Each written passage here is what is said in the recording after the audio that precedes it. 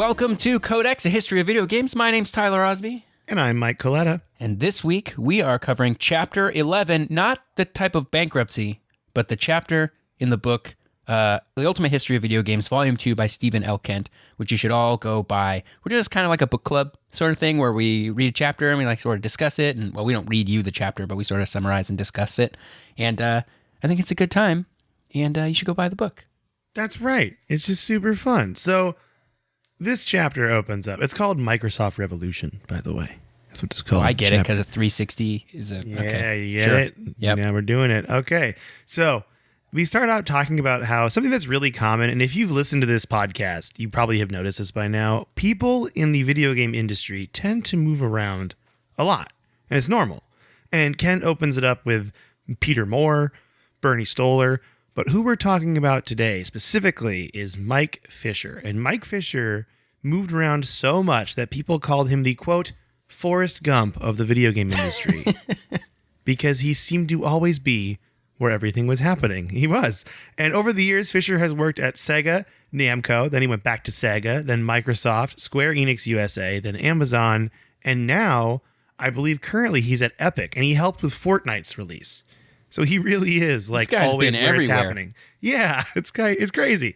So Mike Fisher is hired in 2003 by Robbie Bach to work in Microsoft's Tokyo operation. The goal and the reason that Mike Fisher got hired is to help improve Microsoft's image with third-party publishers in Japan. Because as you recall, Tyler, it wasn't going great. Yeah, it was. The first Xbox was bad in Japan. Yeah, and this is still the first Xbox, but he's coming in later in the game to try to figure this out, right? And the number one client of Microsoft's, and I can say number one because they were really the only one as far as Japanese third-party publishers go, is Tecmo and the Xbox exclusive Dead or Alive games.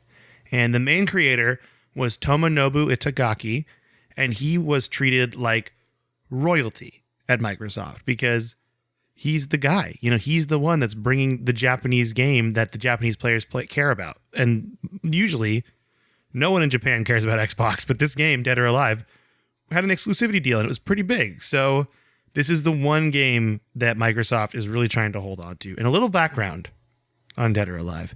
Dead or Alive is a fighting game that, while having really solid fighting mechanics-wise, in fact, I should probably talk about it when I start doing the other fighting games again. Oh, yeah, definitely. Because they had a counter mechanic in this game that's really cool, and they were one of the first people to do that.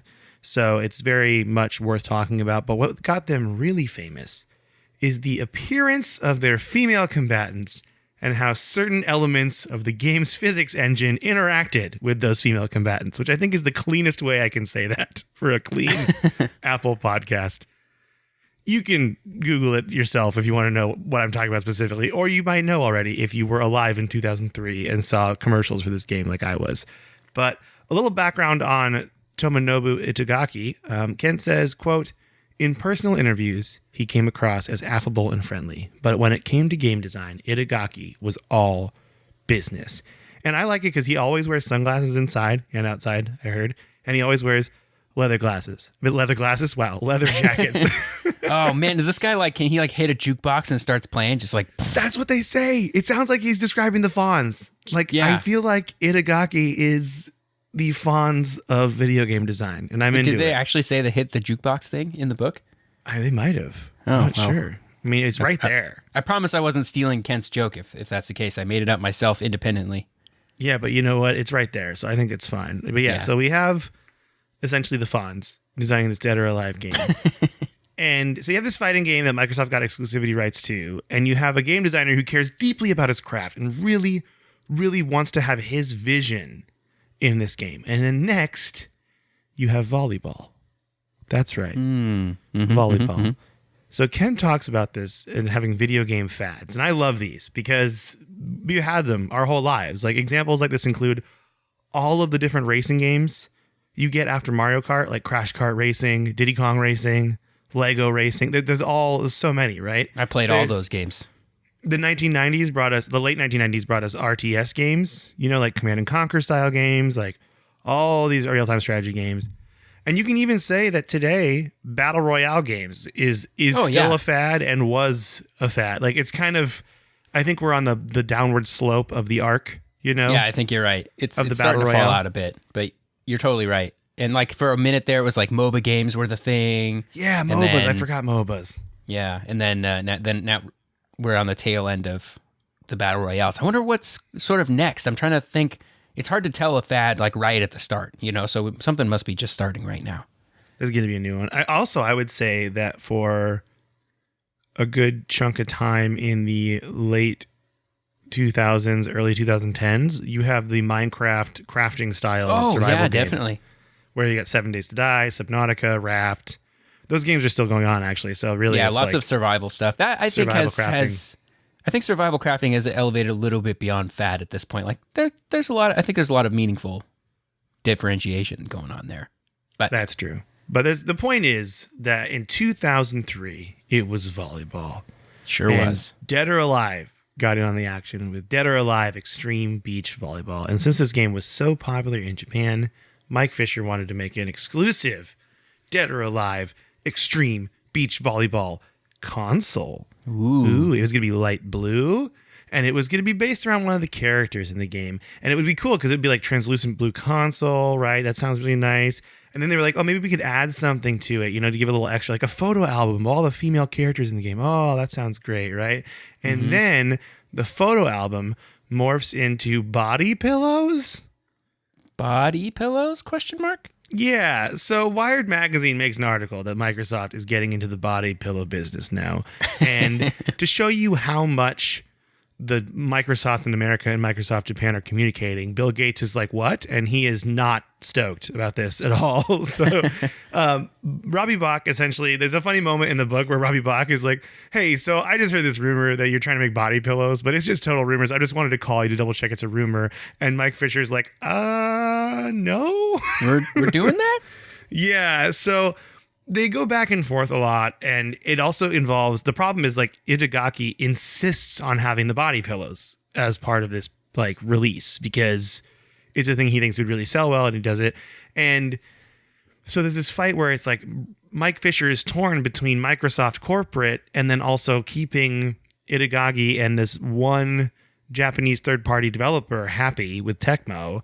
And so what ends up happening is Fisher, who was originally hired by Robbie Bach, remember, makes the body pillows more PG-13 and adds more clothes on them. And then Robbie Bach is like, I'll take the fall, which is really noble, I think. Like, hey, I'll take the fall.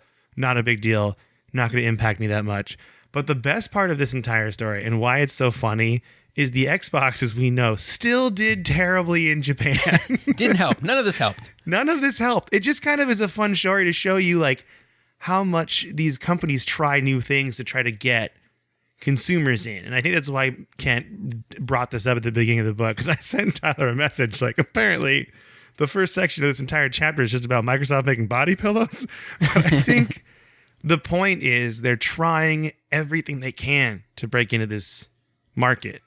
And to me, my favorite part is it really ends the story of this section really funny. Is Mike Fisher says, quote, when I go back to the Microsoft Tokyo offices, people still call me the love pillow guy. So I think it's just great. So that's a funny section to open up. I really thought I like it. Again, I talk about it a lot, but the reason I like this book is the fun little stories like that.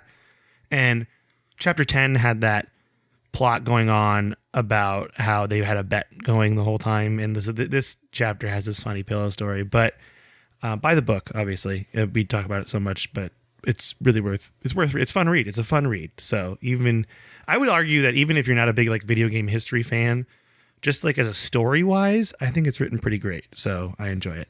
But now Microsoft is eyeing the next generation of video game consoles, and it doesn't want to repeat the same mistakes as last time. And Robbie Bach points out those three mistakes in the beginning. One is dealing with Japanese third-party publishers and getting those games. The second mistake is the manufacturing price of the Xbox, because as we all know, Microsoft lost money on every console. Yep, all the way to the end. And the last mistake is Sony's 1 year head start, which, Sony pretty much got the ball rolling immediately, and Microsoft just could not catch up. So now, Robbie Bach has a new list of 5 areas of concern that the Xbox team has to think about when designing their new console, which was codenamed Xenon, which I think is great. It's a really Girl cool of the code name. 21st century. That's right. That was the full name of the second generation Xbox, Xenon Girl of the 21st Century. And the Xbox One, the sequel was called Xenon the Sequel. Yes, it was. In you know a lot development. about Xenon, I think, we're learning. I forgot the third. They made a third Xenon movie. I forget what it's called though. Oh, well, there's one person screaming it into their car right now while they're listening They're to like, us. Cetus Lapidus, it was called this. Wow, I watched that movie. I'm like tapping into 20-year-old memories here. I've seen that movie several times. I mean, I'm impressed right now because I don't think I've ever seen Xenon, and I feel like I'm missing out on something. You're fine. It's so funny. It's one of those. I digress here for a second, but it's one of those movies that's like shows you the future, but it's 20 years ago what they thought the future would be. So they have to have iPads, but they're like huge, bulky. Like they don't look futuristic at all anymore. They just look like what they thought it would look like in the future. It's funny. So what you're saying is the Xenon Girl of the 21st Century didn't really nail the futurist aspect. They did not. It's what the late 90s thought the future would look like, and I love it. Yeah, I do too. I mean, I always love when technology just flops in old movies. It's great. The year 2000. Okay. So they have 5 areas of concern for the new Xbox, right? The first is exclusive entertainment, content, and services. So exclusive games, right? Because early Xbox had Halo. That was about it, right? Mm-hmm. 2, customer value and differentiation. 3, profit. 4, time to market. You got to beat Sony, right?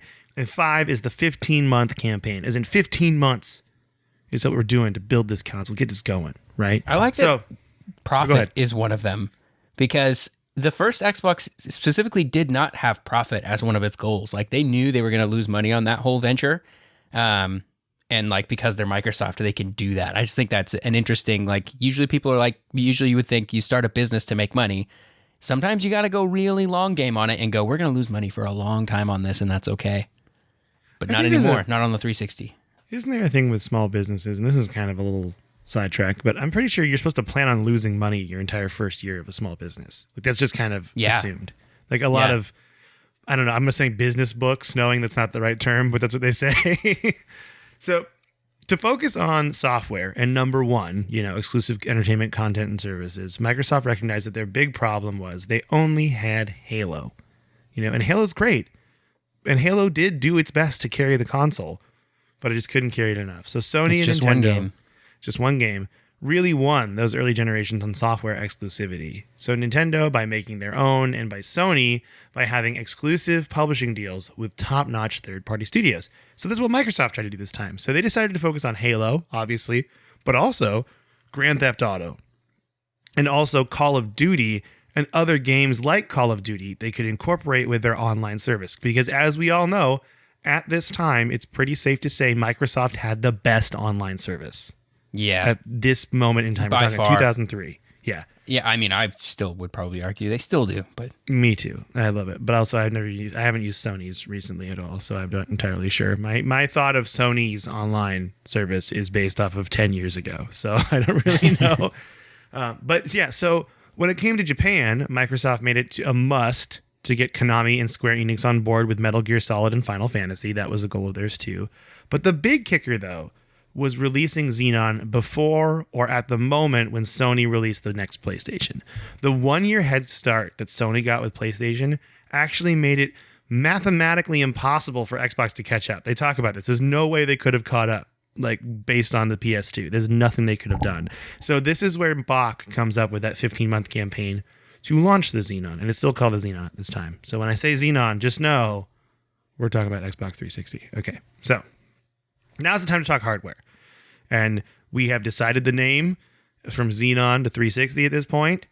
And the one thing during its development that they've really focused on was profit and how they were going to save some money. So Microsoft decided to go the Sony route. And Sony, I forgot, there's a fact in the book. I didn't realize that Sony spent $1 billion on the PS2s. Dang. Did you know that? I didn't know that. No, that's so much money. Wow. Yeah, for that experience. That's what they said in the book. I was like, that's so much money. But yeah, so, I mean, it paid off, obviously. So Microsoft decided to go the Sony route with the 360 and have IBM create a custom chip based on PowerPC architecture. Fun fact, PowerPC architecture at this time was also used by Sony and Nintendo. So really, you're getting a similar chip structure on whatever So console the real you winner buy. of the console wars of this generation was IBM because they think made so. the chips for everyone. Yep. So they also enlisted ATI to make a graphics card, and that graphics card would cost $141 per unit, 141. So that's easily the most expensive part of the console, and we'll have a little breakdown in a bit about like how much it all cost. But Bach and Company knew that Sony would put a Blu-ray player in their next console. And this is exciting to me because, as we all know, I love talking about the HD DVD add-on of the Xbox 360. I find it fascinating, mostly because Sony owned Blu-ray, and because if Microsoft wanted to have a 360 with Blu-ray, the cost would be astronomical because Sony's going to charge them as much as possible to make it happen. So, keeping with that profitability mindset, Microsoft decided to have a DVD player and then an HD DVD add-on if you wanted to play movies.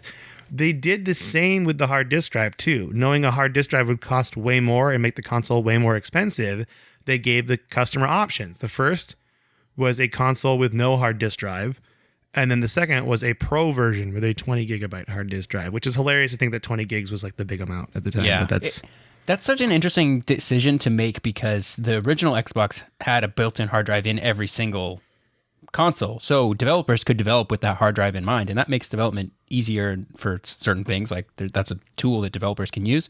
Not so with the 360. They had to just assume that the player didn't have a hard drive, at least for a long time. I think later games would require a hard drive because nobody actually used an Xbox 360 without a hard drive. But for the first couple of years, some did. Yeah, I remember actually seeing the arcade version at some point came with a 2 gigabyte hard drive. Yeah, they started building in a little bit of like built-in storage. Like I have a 360 with like 4 gigs of built-in storage, and then you can also put a hard drive in it. Yeah, the Pro I have has a 60 gig hard drive, and I got mine pretty late in the life cycle of the 360. But yeah, 20 gigabytes, not a lot. But that's your options they're giving you. Yeah, but also we weren't installing games to the hard drive at that time. Like downloaded games didn't really exist outside of like small games on the Xbox Live Arcade. Like there was no games on demand or anything like that yet. So the 20 gigs went further. Well, Tyler, the fact that you just segued seamlessly into my next topic, and one of my favorite parts of this entire chapter, is that Jay Allard basically predicted video streaming. He said, quote, "Look, the disc doesn't matter for movies anymore. It's going to be all streamed anyway, so let's not worry about it," end quote. And that's what they decided. Yeah. They made this active choice with the 360, and they were right. Like the he first was right. console definitely. I ever used Netflix on was a 360, so that's great. This was in 2003 also. Netflix wouldn't begin streaming until 2007. So Jay Allard predicting streaming 4 years before it happened was pretty like groundbreaking at the time to predict that it's going in that direction. So yeah. In the end, Portelligent Incorporated did do a product teardown of the Xbox 360, and the total cost was $310 in parts per unit. We have $141 for the graphics card. I think the other closest part was $104 for the PowerPC chip in it. Mm-hmm. So those were the two big parts that cost a lot of money, but way cheaper than the Xbox to make. And they're going to talk about like pricing and stuff and how they're going to do that too. Yeah. That is how the teardown went of the 360. So the next part that we're talking about here is well, we covered it a little bit before, was like the Japan stuff. Microsoft goofed big time with the Xbox in Japan right from the start, because remember the name Xbox, it like doesn't work very well in Japan, because the X is like a no sign in Japan. And so it like was very strange to call something the no box or like the unwanted box and then try to get people to buy it. So they kind of started off on the back foot in Japan, and they wanted to not do that this time around with the 360. And also they were on the back foot because it was like a new system from an American company in an industry that was traditionally dominated by Japanese manufacturers like Sony and Nintendo and Sega. So they really wanted the 360 to do better. They did some special things to show both Japanese gamers and developers that they were totally serious this time, guys, we promise. They launched the 360 in Japan before it launched in Europe. Kent notes that this was probably more for developers and producers than for gamers. Gamers didn't really even notice that had happened. I don't think there are many Japanese gamers like paying attention to the European launch date of a system, a sequel to a system that they didn't care about to begin with. But it like, it sort of showed where their priorities were. And the executives at Japanese game development companies saw that, and that helps out, right? But by this time, there's like a lot of American developers also who had moved to Japan to work at Japanese companies. So those folks, like they list off a few people in the book, but they were able to sort of understand both American and Japanese sensibilities when it came to gaming. So they could, the timing was a little bit better this time around too, because there's a little bit more like melding of the cultures when it comes to gaming, whereas they were much more separate. They're still fairly separate at this point in time, but they were much more separate previous to this time as well. So an example of that Kent uses of a successful American developed game doing well in Japan is Crash Bandicoot. And there's a quote in there from Ryan Payton that basically explains it. This was because Sony just advertised it like it was a Japanese developed game. They had a whole separate ad campaign for the game in Japan. It was huge, and it had like, there's a famous commercial that has like a Crash Bandicoot song that there are people, if you go to Japan, you're like, can you sing the Crash Bandicoot song? They're like 30 years old now, you know? They know all the words of this Crash Bandicoot song, the commercial. It's like one of those commercials, you know? I want to learn the Crash Bandicoot song. Yeah, well, I linked to it. We can share that link too. There's you can Google it. It's not hard to find. It's also on the disc for Crash 2. It's like 2.5 minute sort of music video of this really goofy song that Japanese gamers just loved, I guess. And they still remember it to this day. So that's like, even the games that were American that were successful in Japan, like they had to sort of pretend they weren't American. That's how hard it is at this point in time to get to have success with an American developed thing in Japan. So Microsoft now had a few people on staff that knew a thing or two about Japan, and they didn't want to repeat those mistakes. So they created stronger relationships with Japanese developers to get games on the Xbox. American gamers had always been happy to play Japanese developed games. We've been doing it for years, playing Sony and Microsoft, or Sony and Nintendo and Sega games, right? A lot of those games are made in Japan. But it was really hard for Microsoft to go the other way and get Japanese gamers to play American games. So they had also sort of offended the Japanese gaming community. It looked like they were trying to buy their way into legitimacy with the first Xbox by just spending a ton of money and like sort of bulldozing their way in. So this time around, they chose to build relationships with development companies. Particularly Square Enix was really, really big because ever since the original PlayStation had debuted, Square primarily was a Sony developer. Like they made games for other systems, but especially like they kind of would put some spin-offs and stuff on Nintendo consoles. But like, remember the drama around Final Fantasy VII and how it was a PlayStation exclusive and not on the Nintendo 64? Yeah. We're nearly 10 years later. We're like 7 or 8 years later. And there still has been no mainline Final Fantasy game that did not come out, or that came out on anything besides a Sony developed console. So we're looking at Final Fantasy 7, 8, 9, 10, 11, and 12 by this point. That has, well, not 12, I guess. 12 was 2006, but none of those had come out on anything besides a PlayStation at the time. So it was a big deal for Microsoft if they could land a like working relationship with Square. So that's kind of what they did. They got Final Fantasy 13 on the Xbox 360. I should say that Final Fantasy 11 did come out on the 360 in 2006. So like that was like the start of that deal. But Final Fantasy 13 was really, really big for it to be on the 360. It was 3 separate discs instead of 1, like on the PlayStation 3. And it was like the first time that a mainline Final Fantasy game had launched on anything besides a Sony console in, over a decade. I feel like I remember this moment with 13. Yeah, it was a really big deal. Yeah. Yeah. And then they got a few other high profile JRPGs on the system.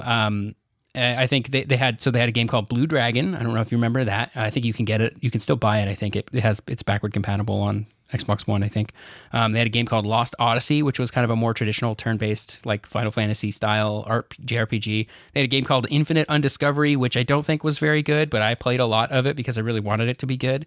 And then I think Last Remnant was kind of in that group as well. There's like a period of like a year or two where they brought over a whole bunch of like sort of exclusive JRPGs where they wanted to be like, look, we have these games that like, we don't just have Halo, we have like other RPG style games too.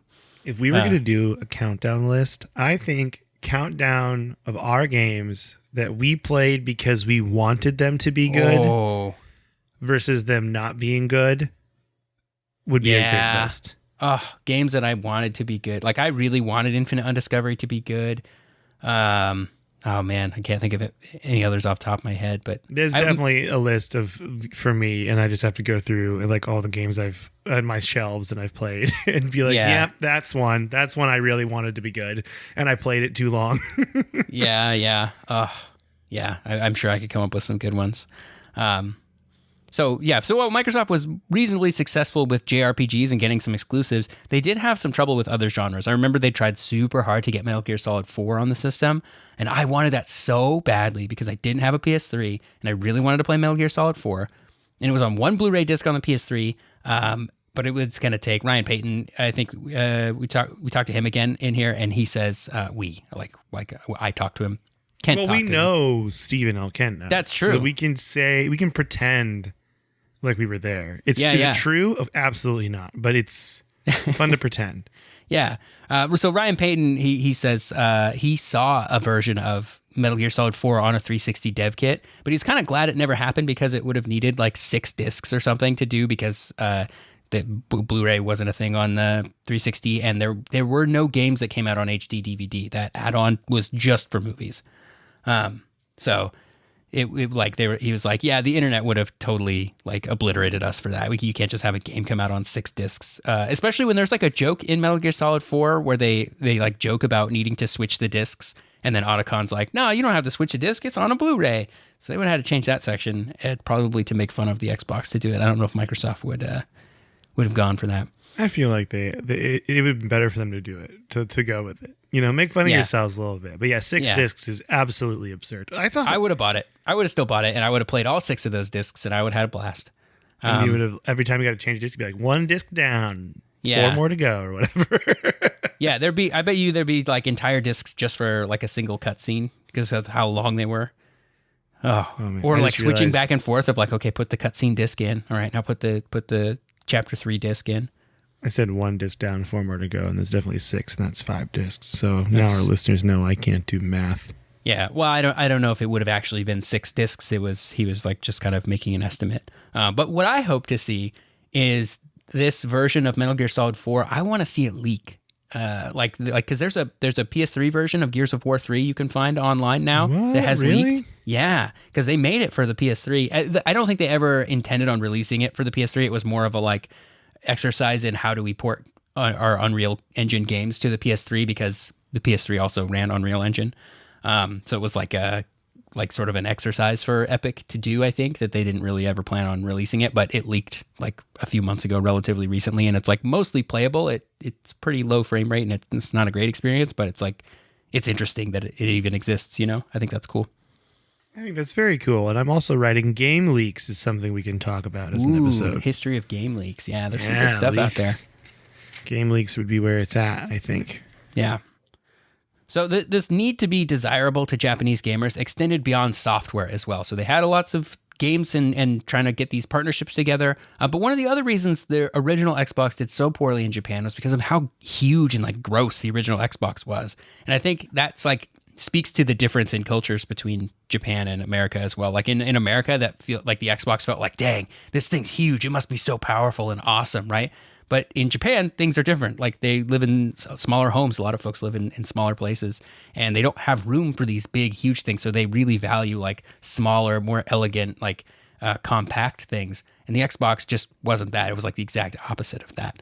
So when they designed the 360, they sort of took that into account, right? That's why the system is much curvier and sleeker than the original Xbox. I think the 360 looks way better than the original Xbox. It does. It really. I think of all the. I think it looks better than the Xbox One. I agree. For sure. Yeah, I think it's Xbox still one of my favorite. Went backwards a little bit. They really did, and I think the 360. It's just like you can have it vertical, you can have it outside. Like it's, I love it. Yeah, yeah. They did interviews with Japanese gamers to like really find out what they value in a console, and they hired a Japanese design firm to actually design the look and feel of the console. So they were going pretty ham on this, and that helped them out a lot. They also, interestingly, and I didn't know this, they stopped calling the system the Xbox in Japan. They just called it the 360, or more accurately, they called it the 3/6 circle, which sort of walks back the X issue they had with the original like no box or crap box, right? Like, I was wondering about that. Yeah, that's great.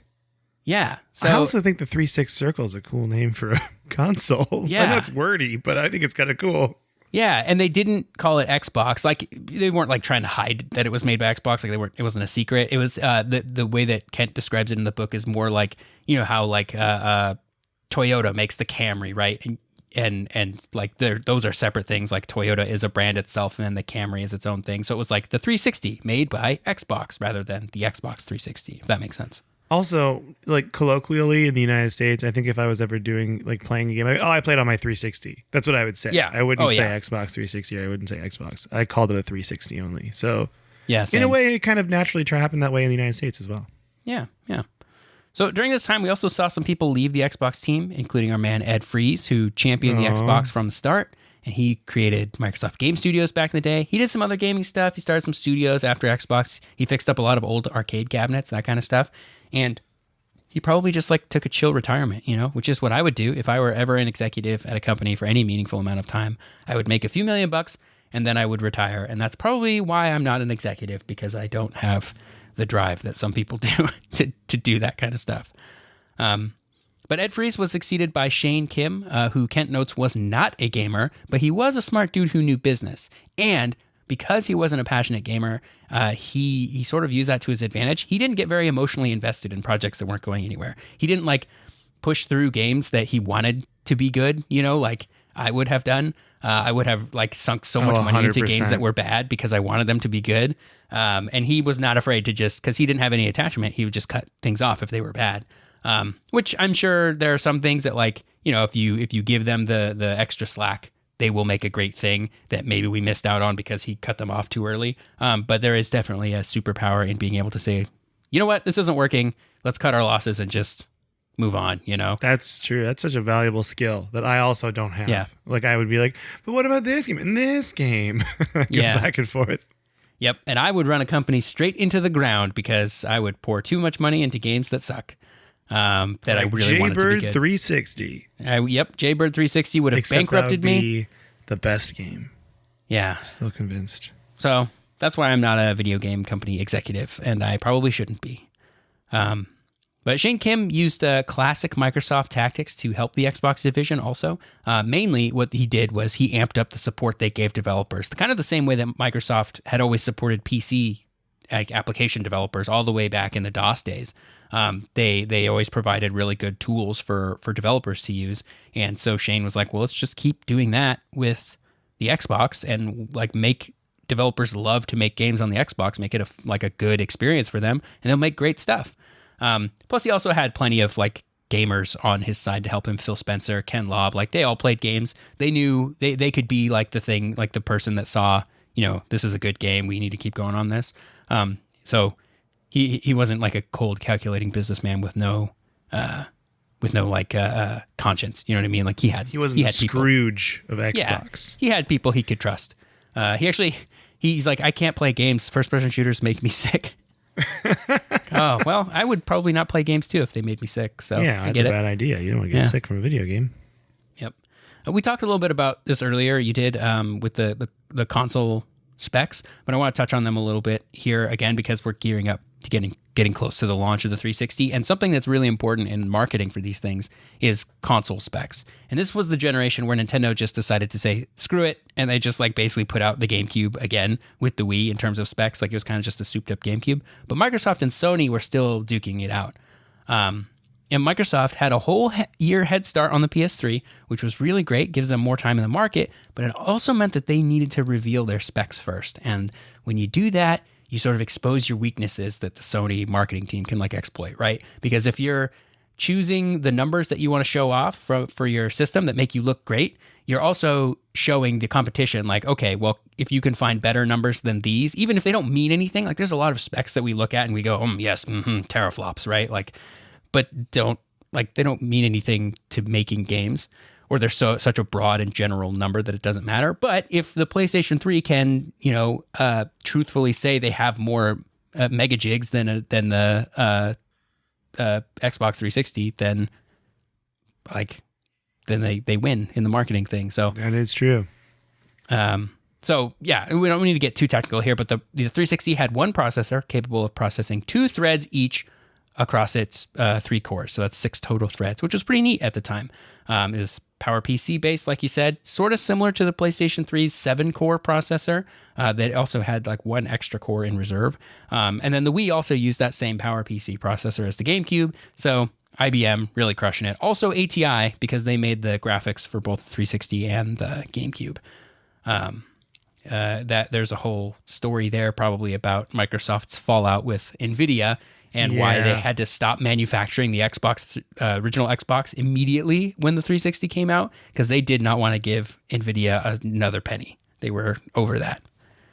So anyway. Take that, NVIDIA. Yeah. So anyway, 1 week before E3, Microsoft teamed up with MTV to do MTV Presents The Next Generation Revealed. And I don't know if you've seen this special on MTV, Mike. Oh boy. So it's hosted by Elijah Wood. It's got 2 performances by The Killers. And it is probably the most 2000s thing I've ever seen. Like, they've got the Pimp My Ride guys on there. They've got like I said, the Killers, but like in the height of like the like mascara, like emo sort of thing that they were doing at the time. Elijah Wood is just strong 2000s energy in general.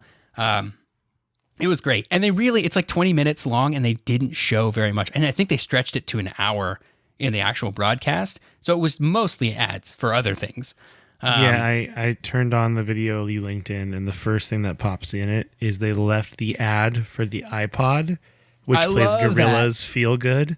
And I'm like, this is just setting the tone right away. Even though this is an ad, it's setting the tone. Whoever uploaded that video must have done that on purpose. They were like, we have to leave this in because it's the silhouette iPod ad, which is iconic like 2000s ad campaign with the Gorillaz Feel Good Inc., which is an iconic 2000s song as well. Right before this MTV Presents The Next Generation revealed Xbox 360 reveal, and it is worth watching for just the 2000s, like it's just dripping in it, and I love it. It's great. It's just culture. What? It's culture. It's not even like gaming based. It's like this is the music of the time, the movie, the actors of the times, like the feeling. I'm sure the styles are on point. There's a lot of good frosted tips. Oh man, I can't wait to watch this later. I'm so excited. Yeah, it's great. I remember being so hyped for this too back in the day because it was like a week before E3. We all knew that this was the time that consoles were going to be revealed, and so they kind of bring it out. They show the console itself. They show like small clips of some games that are in the works, but they really didn't show that much. And Kent thinks that like from a gamer's perspective, that was pretty dumb. But I actually loved it because I was 15 years old, smack dab in the middle of Microsoft's target audience. And even though they really didn't show games, like I was like, there's so many celebrities from back in the day, like Lil Jon's in this thing. Like, oh my goodness. Yeah. And so the last thing that Ken talks about, what? That's our childhood right there. Yeah. Lil Jon. Lil Jon and the East Side Boys. Yep. Oh, wow. The last thing that Kent talks about, because he says this thing was like not really actually a great reveal for gamers because it really didn't show that much stuff. What they did do was something similar to the Halo 2 ARG, I Love Bees. They did something called Our Colony, where gamers could like solve puzzles, and they ended up getting kind of a sneak peek at the 360 an hour before the MTV broadcast. And I don't remember this at all. And I don't think ARGs, like alternate reality games, are actually like, I don't think they're that. I think they're cool from a theoretical perspective of like, wow, I can tell that a lot of thought and care went into making this thing. I don't think they're actually that good as a marketing piece because everybody's just going to see the thing anyway. And most of the people participating, like most people can't participate in it because like it's solving puzzles and there's like always somebody else that's way better than you at that. So it feels like it's, I don't know. Maybe I just don't get it. What do you think about like alternate reality games? I'm trying to think. I pretty much stayed away from both of these for the same reason you just mentioned, which is it was a lot of puzzle solving. And as a teenager at the time, I was pretty much super lazy, and I just these didn't do anything for me. I'm trying to think of any other ARGs that I got like into, and I really can't think of any off the top of my head. Yeah, it's one of those things that like there's like a small group of people that really like lead the charge on a alternate reality game as it's coming out. And then when everybody else is like, well, once the puzzle's solved, we all know the solution to the puzzle. I don't get any satisfaction out of doing the puzzle again. So yeah, I don't get it. Maybe somebody can explain, like if you think alternate reality games are awesome and like really want to talk about that, like that could be a fun episode to do too, is history of alternate reality games. Yeah, I'm looking at these right now, and it would be interesting to do. I remember seeing some of these and also being like, oh, that's a cool idea, but I'm not going to get invested in this when I could go shoot something in Halo. That's kind of was my idea, you know? Like, yeah. Yep. It wasn't really for me at the time, especially if the teenager mindset I was in was very much like, if I'm going to play a game, I'm going to play like Halo or Smash Brothers or something like, you know, less cerebral is what I'll say. Yeah. And it's like, you go on the internet, and at least with like the I Love Bees thing, there's like websites that just seem unconnected entirely to the whole thing. Yeah, I don't know. It's weird and like almost creepy. Not creepy is not the right word, but like unsettling the way that these like things that are not related. Is a good way to put it. Yeah, unsettling is a very good way to put it. Yeah. So I don't know. Anyway, if you did that, you got to see like a video with Jay Allard like explaining the specs of the machine, which is cool, which is something they didn't do in the MTV reveal. So yeah, this chapter is all about Microsoft sort of trying to correct mistakes they made in the past, especially with regards to launching the Xbox in Japan. And the chapter sort of leaves on this like they corrected a lot of problems and they created so many more. And so we'll talk more about new problems with Microsoft in the next episode, I think. Yeah. So yeah, this was a good one though. Yeah. What you been playing, Mike? Well, I'm glad you asked, Tyler. I have been all obsessed with Jurassic World Evolution 1 this entire week. I don't know what it is. I don't know why I'm so obsessed. I beat it. I beat all the missions. And I 5-starred all the islands. Actually, I didn't beat all the missions. I 5-starred all the islands, and I have 2 missions left on the last Jurassic World base game island. So I'm kind of doing that. The reason this game got so much flack, and I'm getting it now, it is so much waiting. Like, it is incredible. There's no time controls. I talk about this every episode, I think, when I've talked about this game. But I'm seeing it now. I have to research, like, the genome of all these dinosaurs, and it's just taking forever. Like, I'm just turning it on, sending expeditions out, and doing something else on my phone while I wait because it's just taking so much time. And I really want to beat the missions though because I love this game. So I'm really close to that. I might just call it. Honestly, we'll see how I feel this week. I've also been playing some more Skyward Sword. Very close to beating that now too, which is exciting. And then I've been playing Destiny with you as well. And I'm super stoked for the dungeon to come out this week. I'm so excited. Yeah. What have you been playing, Tyler? Mostly Destiny. Also Ruined King, the League of Legends like JRPG thing that came out a couple weeks ago. Having a lot of fun with that. I really enjoy it. But I went home for Thanksgiving and I didn't have a ton of time to play games while I was hanging out with my family and stuff. So I've been kind of not gaming a whole lot. But I played some Destiny past couple of nights and still having fun with that. So, but I can sort of see the end of the Destiny fun coming just in time for this new patch to come out on Tuesday. That's like got a whole bunch of new content, so that's exciting. I'm pretty stoked. I do need to pick up Endwalker still. Final Fantasy 14. I think they're having some like login queue problems right now, and I'm just like maybe I'll give it a few weeks, let the hype die down a little bit, and then I can play through it at my own pace. Yeah, I think I'm really gonna go all in on Destiny for this dungeon stuff, you know, and then maybe during Christmas break get into it more. But it's kind of like I don't know if this dungeon and this 30th year anniversary content is going to be enough to carry to February. And I kind of honestly hope it doesn't because I want to play other games. Yeah, you know? I feel the same way. I'm like, I'm kind of okay if it doesn't keep me occupied for 100 hours until February, until Witch Queen comes out. I'm good with playing some other games. Oh yeah, Halo comes out like this week. Yeah, this week. So it's like a big week for games this week. It's going to get crazy. But anyway, we have 3 emails we're going to read today. And the first is from John in the Philippines. And John says, the subject line is Handheld Love plus Korea Adventures. Hi guys, I was supposed to send this email a few episodes ago, but I forgot. First of all, thank you, Siren from the Philippines, for adding those details. I did forget to highlight how big internet gaming here is, mainly because of its low cost. An hour of gaming costs around 40 cents. Thank you for adding those details. It's nice to meet a fellow Filipino listener. Second, I love your PSP and DS versus DS episode, mainly because I love handhelds. My first gaming console is a Game Gear, given to me by someone I attended a tutorial center with. I still don't know why she gave it to me, but I'm glad she did. A week later, I traded it for a Game Boy in school, and I just fell in love with the console. I remember getting a Game Boy Pocket as well that my uncle gave to me when his son got a Game Boy Color. As for PSP versus DS, I was a PSP player.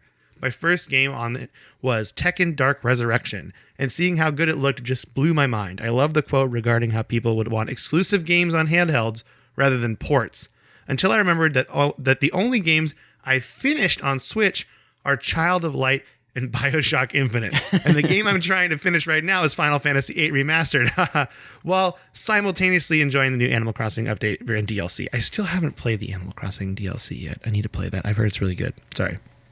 Back to the email. Finally, I just wanted to share my newfound interest, which is learning about gaming in Korea. So far, some interesting things I found are they never released the PS1 in Korea. There was a government-sponsored contest for a handheld console, which gave birth to the GP32. Oh, I remember that. It was similar to a Game Boy Advance, but had limited games. I just found it interesting that the government actually spent money on video games. The Game Boy was released by Hyundai in Korea and was called the Mini Comboy. NES equals Comboy, SNES equals Super Comboy. Oh, so all the Nintendo stuff was called Comboys. Interesting. Yeah, all three facts are mainly due to the tensions between Korea and Japan as they were trying to limit the entry of Japanese companies into their country. Hence, Korean companies released Japanese consoles under their brand. Hyundai worked with Sony, while Samsung worked with Sega.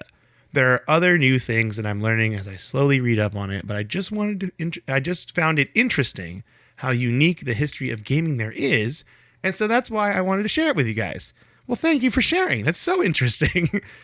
Anyways, thanks for listening to me. Stay safe and keep gaming. Bye. P.S. Korea also has some awesome exclusives, such as the steelbook I got for Animal Crossing New Horizons. And there is a really cool steelbook they just sent us pictures of. Yeah, that's really awesome. This is so like, yeah, it seems like Korea was living in an alternate timeline for gaming. And I want to talk about this more. This is so interesting to me. Yeah. Thank you for sharing those facts with us, John. That's so cool. They never had the PS1, a government-sponsored console. That's so weird to think about, but this is awesome. Thank you so much for the email, John. We really appreciate it. You want to read Michael's email? Yeah. Michael says, hey, Tyler and Mike, been a while. Had a great year of gaming. Death Stranding, Red Dead 2, quit because of boring cowboys. Oh, wow. That's a hot take. Metal Gear Solid 2 and 3, Nier Automata, quit because of the broken PC port. Shadow of War, quit because it's so unfocused and killing orcs eventually made me nauseous. And now I'm playing Rise of the Tomb Raider, and I'm actually going to finish it. Such a great game. Strangely, it has almost scratched my Witcher 3 itch, which brings me to my question. Why haven't you guys played The Witcher 3 all the way through yet? Happy holidays, Mike and Philly. Great question. We were just talking about this last night, talking about The Witcher 3. I found it so funny because we were just talking about this. Yeah. We have a good reason, though. It doesn't grab me. I don't know. I don't know what it is. I play it, and I'm like, that's cool, and then I stop playing it. I can't explain it. My reason, and I bought it, is because I've heard with this game, if I commit to this game, I'm committing to it. Mm-hmm. Like it's a big game. But it's still, because I heard the side quests, like I remember playing it and getting very distracted by side quests and all sorts of stuff. It also feels one of those things that's so big that it feels daunting to me. And that's why I haven't committed to it yet, Mike and Philly. Now, I'm with you on that. I can't believe he said quit because boring cowboys in Red Dead 2. Wow.